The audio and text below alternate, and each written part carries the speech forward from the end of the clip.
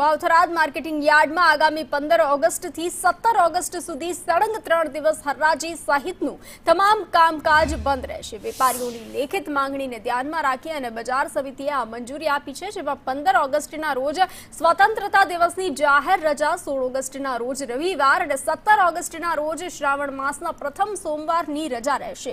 18 August મંગળવારથી marketing yard રાબેતા મુજબ શરૂ થશે, જેથી થરાદ એપીએમસી સત્તાધીશો દ્વારા ખેડૂતોને આ અંગે ખાસ નોંધ લેવા અપીલ કરવામાં આવી છે। 15 ઓગસ્ટની આપણી સ્વાતંત્ર્ય પર્વની જાહેર રજા છે।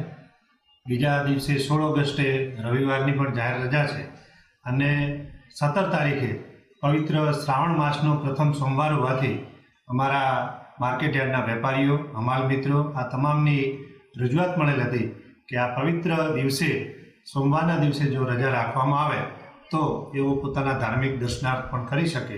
એટલા માટે આ સળંગ 3 દિવસની રજા હોવાને લીધે અમે અગાઉ પણ એ જાહેર કરીએ છીએ।